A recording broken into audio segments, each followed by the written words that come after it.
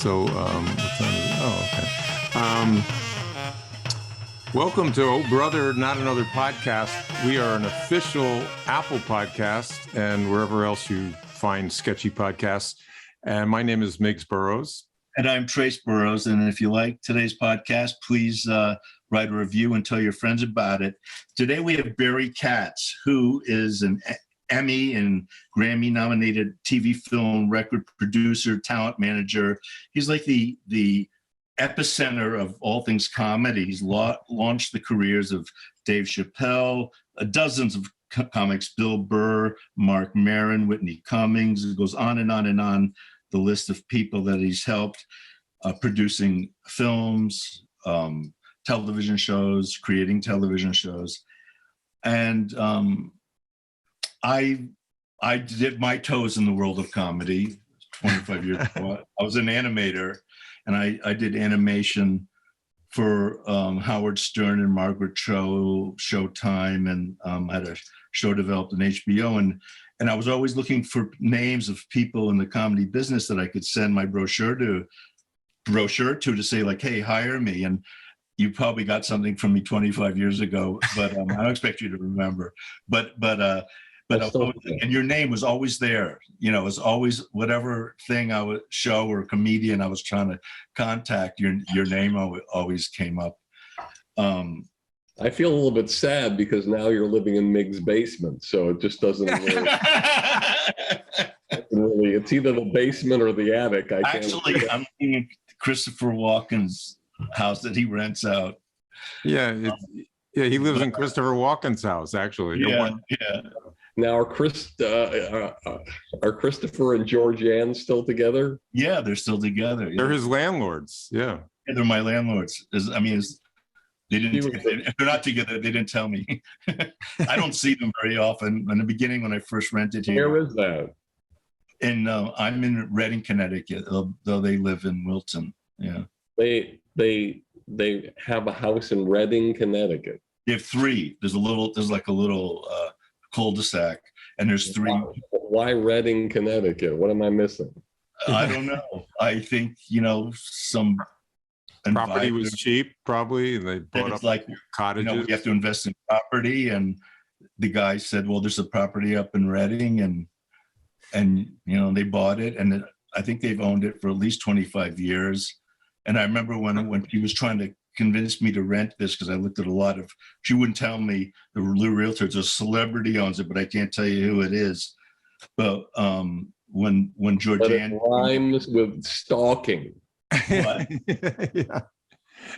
Georgianne tried to sell me on this. She said Robert De Niro slept here, like George Washington slept here. Yeah. And that didn't sell at me. I was already liked the place. Well, I remember that I was driving through there was some kind of weird, famous, bizarre statue with a horse and somebody on it. I can't remember what it was. But. Well, we had, way back in the 80s, we had the Treehouse Comedy Club.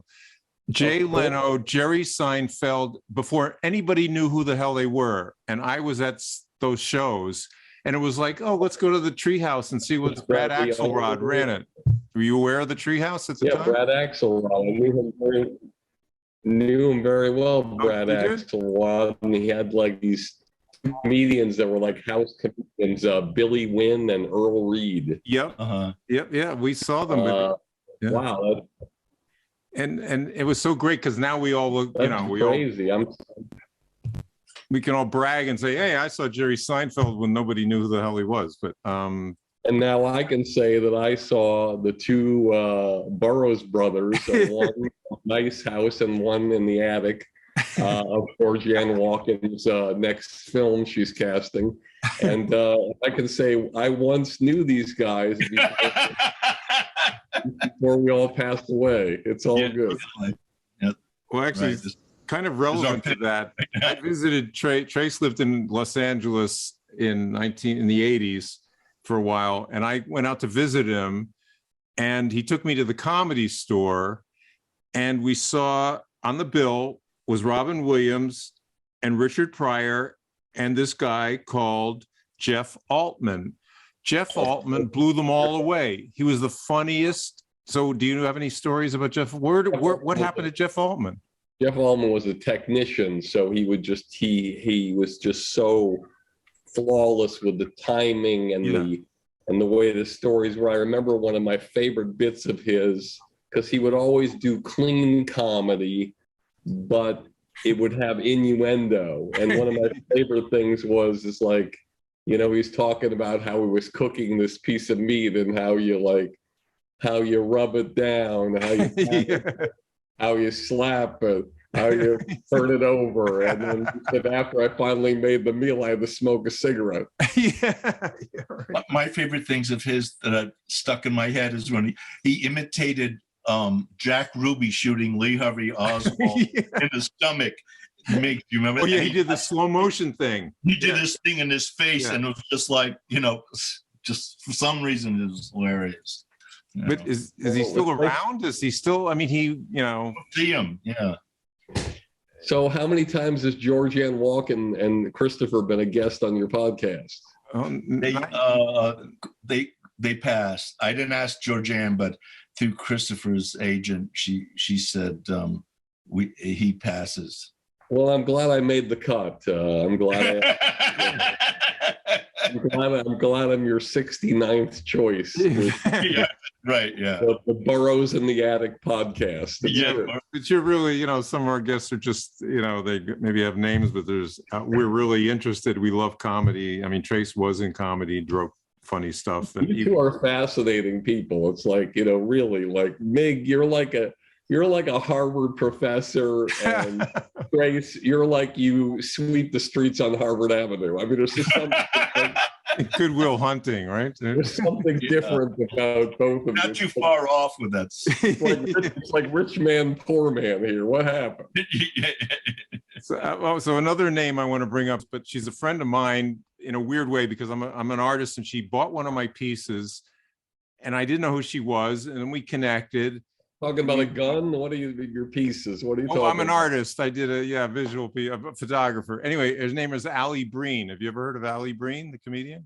I love Allie Breen. I mean, she's the nicest person and so funny. So this is what I feel there about certain artists, and Allie suffers from this. Okay, so first of all, this is what she doesn't suffer from. She plays well with others. I see. She knows how to navigate between men and women in the business and still find a way to always be a great hang. Mm-hmm. She goes on the gigs with you. Everybody loves her. Yeah. When she does the shows, she does a serviceable job where people leave the room and they're happy. And this is what every single artist has to learn, whether it's you and your artwork or anything. Whatever it is, your whole audience listening or whatever it is, whatever you're trying to do, like let's just say like you as an artist and you're selling your pieces, or Allie is a comedian and she's trying to get people who have money and who are in power to hire her. So what you have to pretend is that you have to reverse roles. So, and this is what a lot of artists don't do. So what Allie needs to do, what she doesn't do, is she doesn't pretend that she's the club owner, let's say, or she's the network executive, or she's the television project, or whatever it is that has fuck you money. It's like she's the owner of whatever, let's just say it's a comedy club. It's the best comedy club in the country. She has to pretend she's the owner. No one tells her who she books. No one has influence on her. There's a line of comedians out the door. And what is it about somebody that's going to say to her, wow, that act took my breath away. I have to book that person. I have to book that person. And if you become that person, who takes the person's breath away, who has fuck you money, then you become valuable to a person who has more value than you. So like with your pieces that you do, when you make a piece and Allie Breen sees it, she has to have that. She looks at it, she's like, I have to have this piece. I have to have this. And that's why you're successful, is because, you know, there's something that happens where people, it adds value to people, or it creates the illusion that there's value. Bill Burr or even like keep regenerating and doing new stuff and don't have the fear of throwing stuff away and starting new and creating something different, or if they want to become an actor, getting up every morning at 6 o'clock in the morning and putting themselves on tape, reading a scene themselves, and then when they go to bed that night, taking another scene and working on it for the next day, even though they don't have the auditions. It's like training for that day. And I just want to say one last thing, like, because I think this is relevant. You might hang up on me violently. No. So about a month ago or 6 weeks ago, I think the Tampa Bay Buccaneers were like, I don't know, they were like 10-3 or something like that. And they played New Orleans, who was like, 7-7 or something like that. They were, ravaged by injuries. New Orleans goes into Tampa Bay and they beat Tampa Bay. Tampa Bay, with Tom Brady, the greatest player of all time, doesn't score a point in the game. Right. Now, what that means for your audience is that Miggs, Trace, and myself could have gotten on that field with 53 caskets, and we would have scored as many points as Tom Brady did. Yeah, right. They scored as many points as a dead person. As a cemetery. Right. As a cemetery. The greatest team, the Super Bowl team, the greatest quarterback of all time, nothing. So everybody's capable of laying an egg. But the point being is that what we don't see about Tom Brady throughout the years is the hours and hours and hours he spends away from the camera, away from game day, training for that day when the money's on the line. And how many times have you heard this in your life in sports? But it's the same in entertainment. It's the same in everything. Yeah, it's true. Like great artists, great athletes make great plays or make great moments when the money's on the line. And that's the way it is. Chris Farley, a wrecking ball of joy, as Jim would say. Even people who are troubled, like Andy Dick, every time the red light goes on, the guy's magic. But not just that, Denzel Washington, every movie you see, everything is there. And so Allie is wonderful, but you have to break through the clutter by doing things that take people's breath away, fuck people up. Like, you just can't not hire Allie Breen. You cannot not put her in that television series. You cannot not hire her for that movie. But most artists don't treat it like you're reversing the roles and you're the person you're trying to impress. How many times you've seen somebody say this to you, like in any part of life? They'll say like, let's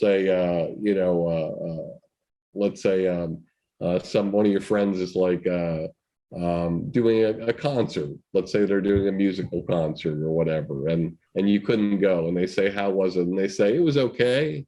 It was good. Yeah, like how many times you see somebody go see Chappelle do a concert, and how was it? Yeah, it was okay. It never. It was good. You know, you never hear that. It's like, and that's in order to rise in any business. Look, this podcast, there could be one person that listens to it, or there could be millions. But the point is that chances are, if there are a lot of people listening, it's because you're doing something that's valuable. You're doing something that takes people's breath away. And if they're not listening, then you're doing something wrong. And you're not doing a job that takes people's breath away. And that's just the way it is.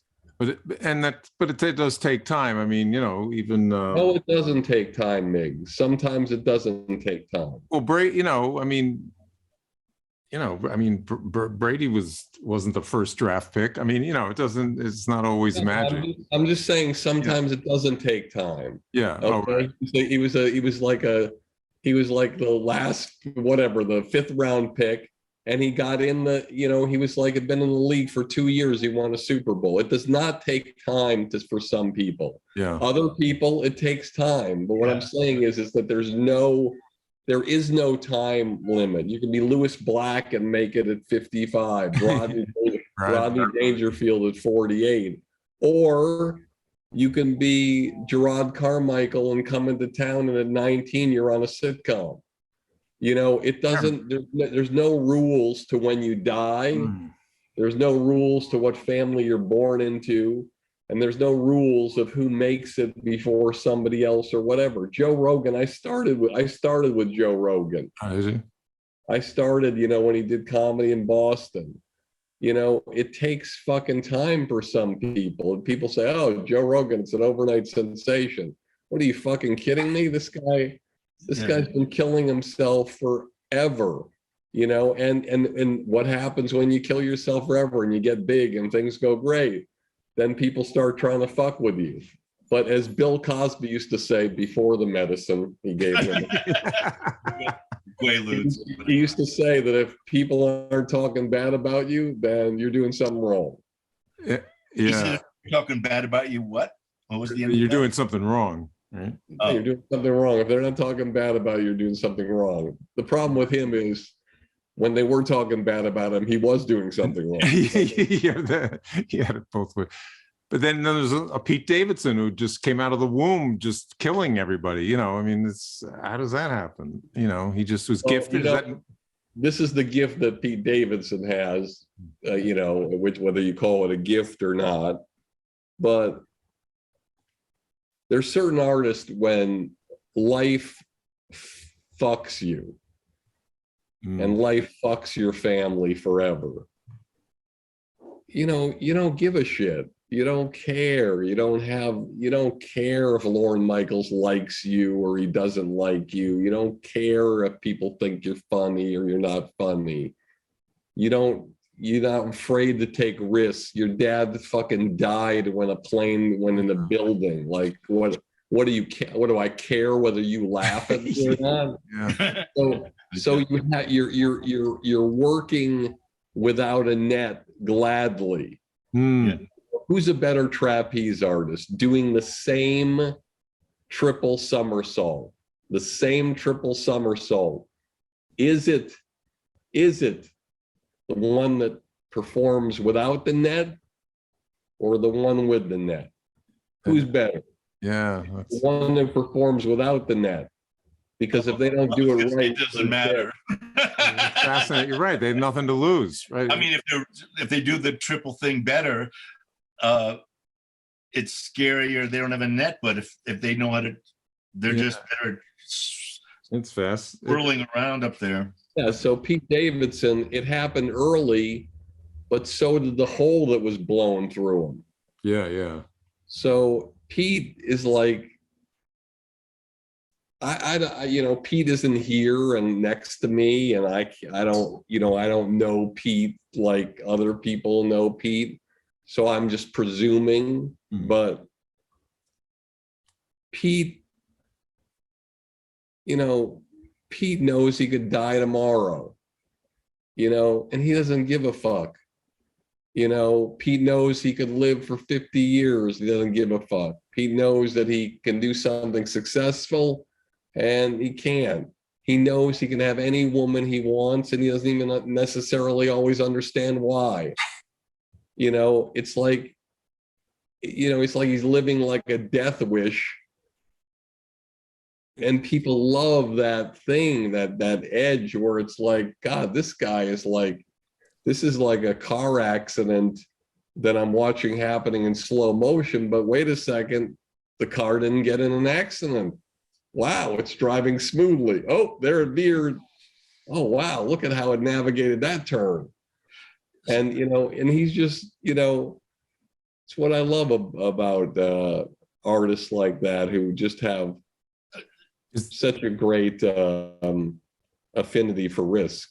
If you ask me, I'd say he's the funniest, and it's close. There's so many funny people. In fairness, nobody asked you anything right now. So we're talking to Mig now. So we're not kidding. I'm joking, Trace. Trace, don't. Please don't. I'll start my own podcast. Oh, you're perfect. You're perfect. I just at the end of this, I'm going to see you walk down the stairs to the next level. It's going to be perfect. I love this. I should give you a tour of the house. I just want you to play the guitar. I want to meet Georgianne Walken. This is probably a palatial mansion. And Mig, you probably live in a studio apartment that just looks nice. Oh yeah, he's in the little bungalow above, he has a peephole into Georgiana's bedroom, actually. Anyway, you're talking about Farley. What were you saying? I'm just putting my 2 cents in. Yeah. Farley is just like so over the top. There's something about his energy so over the top. For me, he's better. To me, it's funnier than Robin Williams or any of those. And even though we're always a lot of talent, and if cracked me up completely. If I were owned the Sprinter van business, I would do a deal with his estate and just No, he's like living in a van down by the river. And the pulling up the belt, I mean, it's like watching a with his motions, with his hands, and his whole body. I mean, it's like it's like watching a smoldering volcano, and you're wondering, is this going to erupt? And am I in the way? I mean, this is like what was great about the first sketch was that it was Christina Applegate and David Spade. Oh, and they cracked up completely. And Phil Hartman and I'm going blank on the sitting here, the woman who played the mom, but that's horrible of me. I'm so sorry. It might have been Lorraine Newman, maybe. I don't know. Oh no, that's too far back. But they were just laughing so hard. Awesome. Were you ever? Did you ever do stand up yourself? Yes, I did. I did stand up for a number of years until I realized that I wanted to do a podcast. Oh, brother. High aspirations. And your dreams came true. You got to aim high, That's the secret. Aim high. No, where did you do the circuit or Comedy Store or I was in Boston at the time, and I ran a lot of comedy clubs there, and I hosted a lot of shows in New York City at the Boston Comedy Club, and then call a club in New York the Boston Comedy Club. I was on crack, straight. Is that where you met Mark Maron? Mark Maron started in Boston, right? Pretty much. Mark Maron, I probably got his first several different breaks in his career. I was talent in mine. I love Mark. I gave him his first stage time, and he's a wonderful talent and a great actor now. I see. Great, like a Joker. He's the producer of that sort of Johnny Carson-esque show, and perfect. I mean, great. I've seen him in a few parts in movies. It's just the right. This is one of the greatest things about being in this business is like, seeing people do extraordinary roles on film and television. Some might be small, some large, and I don't even remember all the roles. But if you look up scenes from like Gabriel Iglesias did a movie that was really wonderful. You look up some scenes from Louis C.K.'s television show. You look up Ray Romano and Vinyl, or The Big Sick, or The Irishman, or even Andrew Dice Clay and The Star Is Born. It's really, it's really wonderful to see. I'm missing a lot of actors, but from Buddy Hackett days when he used to act in things, to Robin Williams, Good Will Hunting, and of course Dead Poets Society. Comedians, a lot of people don't understand this. They think that drama's harder than comedy to act in, but it's not. Everybody always says that comedy's harder, but when you can do both and you can kind of Marin, that you kind of have a little bit of comedy, a little bit of drama, it's really impressive. Even Chappelle in A Star Is Born, that little role. Yeah, that tiny little thing with his, He was so believable. It was just a little thing, but I love seeing comedians in. So what's happening with Louis C.K.? He had that scandal thing, and he kind of disappeared from radar, at least from me, from watching television. And I was like, what? Watching his show. Louis. Also a good actor. He was great in the was it American Hustle or whatever that was. I think, to me, I'm going to say this, and this is probably I'll probably be raked over the coals for saying it, but it seems to me that just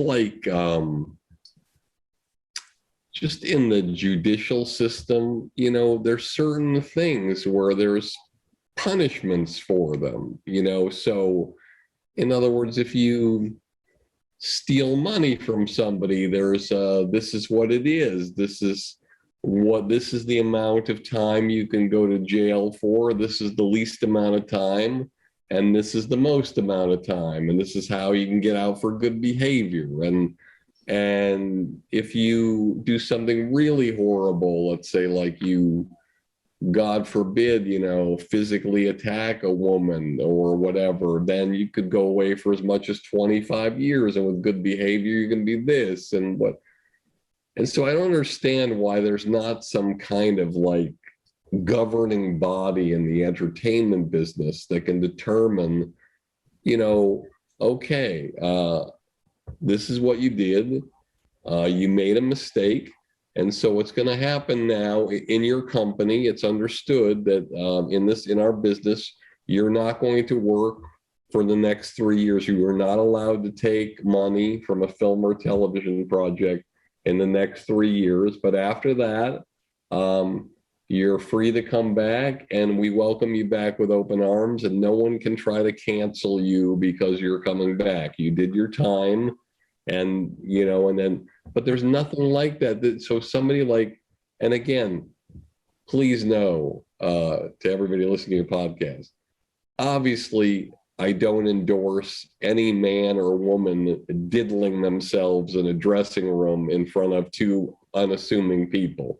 But what I want to say is this: why is it that after, I condone that, but go ahead.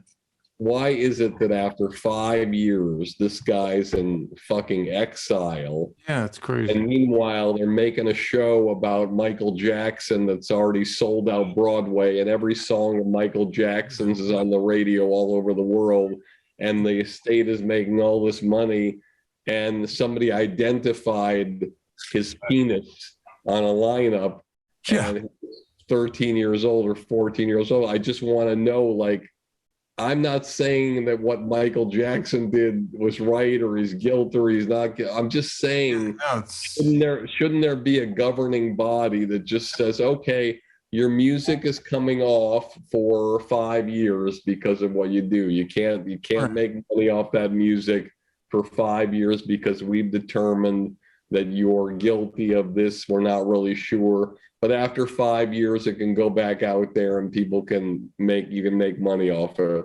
I'm just saying, why isn't there a governing body for things that go wrong in the entertainment? Absolutely. You know what I felt bad.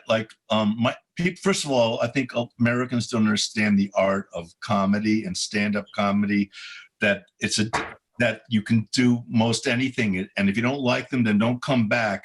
But it's a really free form of performing.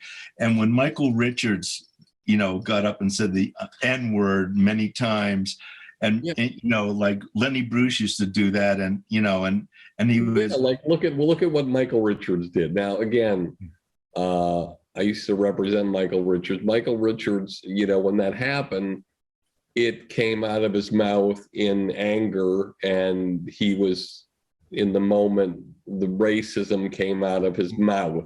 Was it racism, or was he just trying to be far out? No. I mean, I'm just saying, like, how when you get you hit your thumb with the hammer and you say, Jesus fucking Christ, cocksucker, mother. Yeah. You're right.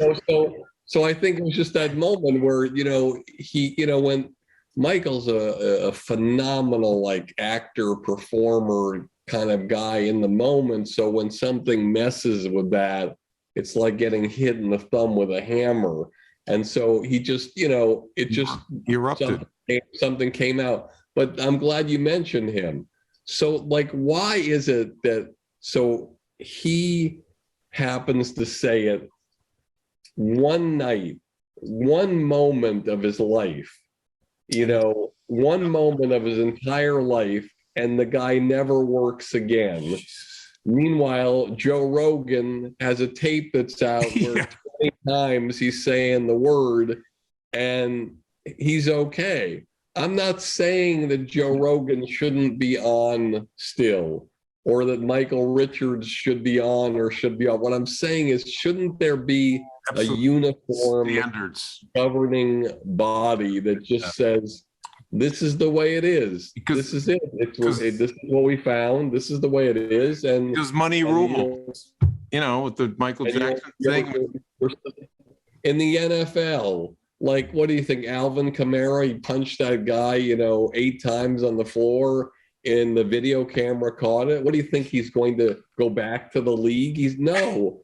Roger Goodell is going to look at it and say, okay, what have we done in the past with Ray Lewis or whatever that guy's name was who hit the girl in the elevator? And what are we going to do? Okay, we suspended him. How long? Was it games? Okay, that's the standard. Okay, Alvin Kamara, you're suspended for 8 games. What did we charge him? What was it, 250,000? Okay, well, 250,000 for him. There's like a kind of like a thing. And so I know this podcast wasn't about cancellation culture. Whatever you want to talk about. No, it's all free form. We just like to go. That's great. No, it's just the money generates that thing. Spotify is making millions off of Joe Rogan. The Michael Broadway's making millions off of the Michael Jackson thing, and maybe nobody's making millions off of Michael Richards. So it's like they all go. I just think there's something. I just feel like there should be something uniform, because I feel bad, like, I am no dog in this fight, but it's like Aziz Ansari. One girl says that he was a little rough, or he did something one night of his life. One person says that he got a little frisky, or she didn't like it, and his whole career has to be altered, and he's got to worry about things, and he's got to. But he came back. He had a Netflix special where he talked about it about a year. I know. I'm just saying, like, and he handled it really well, I thought. It's like, can you imagine Don Rickles in this society? I know. No, I agree. My God, he'd be on an apology tour for the rest of his life. He'd never be able to work again. Can you imagine Buddy Hackett? They'd never be able to work again. Yeah. It's a whole different world. All those guys, the Rat Pack. So, gee, there's so much to. Well, just one more. Whatever happened? Dane Cook was the biggest, hottest. Mention him too. Yeah. Yeah. Okay. So, is he still working, or is he just retired and living in the Himalayas somewhere? I mean, where did he go? I think it's that would be like making a list of 100 actors and actresses and saying, like, where did Johnny Depp go? Yeah. Well, out the France. It's hard, it's hard always to, like, be able, where did Monique go? You know, she won an Academy Award, you know, like it's hard to, Sure. it's how many people can stay like in the realm of the top for that long. It's very hard. There's a lot of people coming in and out of the business, a lot of shiny objects. Maybe he had different interests. Oh no, I admire him if he just cashed out or walked away from it. No, he still works hard and does stand-up shows, and he did a tour. The question I have about him, I love Dane Cook. I thought he was hilarious. I thought I used to watch him, and he was out in the audience took off his shirt and he was humping some like chair, like some person. I thought that was so outrageous. That stuff makes me laugh.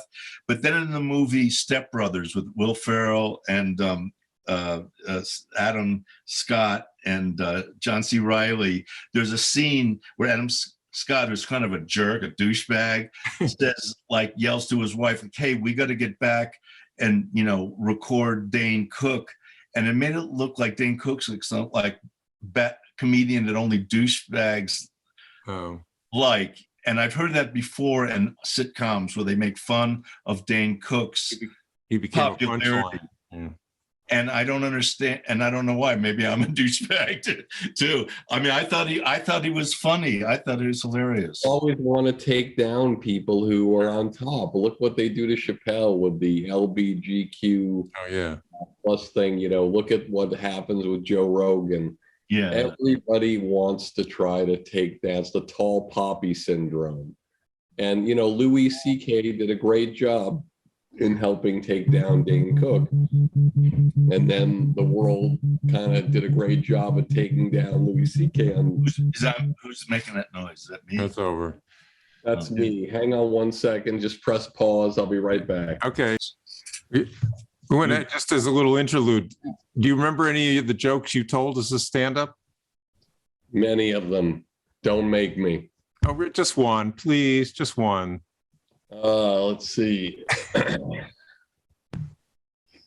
Hi, everybody. My name is Barry Katz. Barry.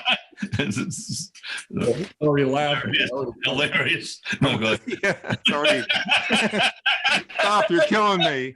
You're killing me. If only I had more audiences like you. Mic drop, walk off the stage.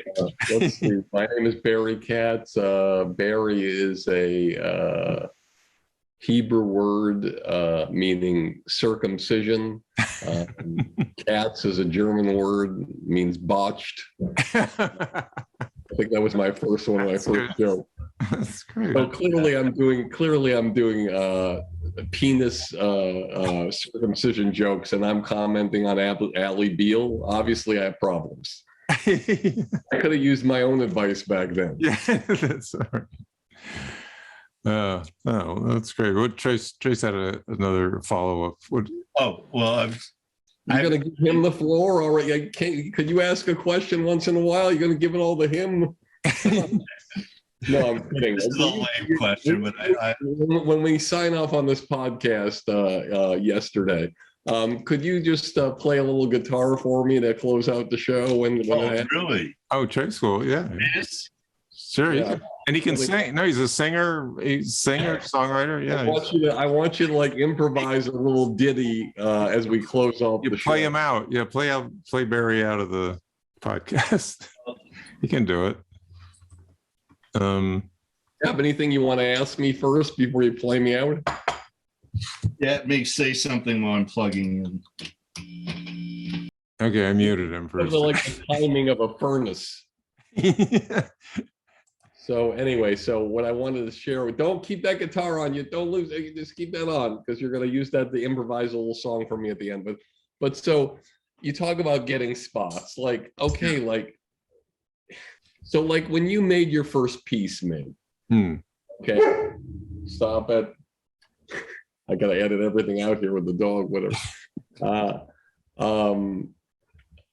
When you did your first piece, okay. So what happened? Well, what happened?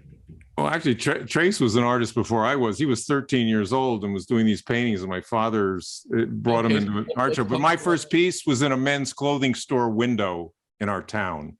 Okay, but how long before you sold it? Oh, years, yeah. I mean, many years. What about Trace? How long before you sold your first piece? It was probably like within a couple of months. Yeah, he was much more successful. So that's the example of how it is. But if you want to get into a club, like, look, if you want somebody, like if you want Georgianne Walken as a guest, and I were to tell you both, honestly, I were to say to you, listen, if you don't get Georgianne Walken on your show as a guest by May 1st, okay, every family member and friend that you have, you're never going to see them again. You will have her on the show. So if a comedian wants to get on at the Comedy Cellar or the Comedy Store, you can figure out a way to get on if you really are persistent. The question is, after you get on, are you going to blow them away enough to get on again? Right. Yeah, you got to be, the hunger. You got to have the hunger. Yeah, well, we got you on. I mean, I don't know what we did. What was the magic for that? But what you did was you called me. What you did was you called me and you said, "Hey, listen, we got this podcast tonight, right now." I'm like, I don't have it in my schedule. Oh, well, could you do it anyway for us? Yeah. Okay. I guess I will. Yeah, you fell for our scam. That's what we do to all the guests. So incredible. I'm actually planning my vacation to Reading, Connecticut. Yeah, you should. Have you ever been out here? Did you ever come to Connecticut to the Treehouse or any of those? Yeah, well, I'm from Longmeadow, Massachusetts, and I've always spent a lot of time in Connecticut. My cousin lives in he owns waterside aircraft, so he lives in Killingsworth. And I've done that trip down that 95 many times, and up 91, and yeah, the corridor. So I love it. So all right, Big Finish. That was all out of tune. My snark does not work. That's okay. So now, Trace, I'm going to ask you to write a little improvisational song here that describes what we went through today. Okay.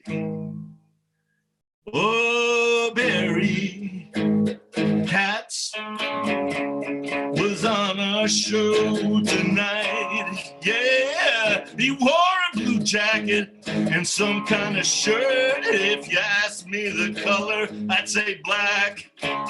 Well, he talked on the phone and he talked to his kid or something, maybe ordered food or went on a sled. I don't know what I'm saying, cause I'm half in the bag. So Mary, let's add a tag to the song about Barry Katz. He loves comedy and he hates cats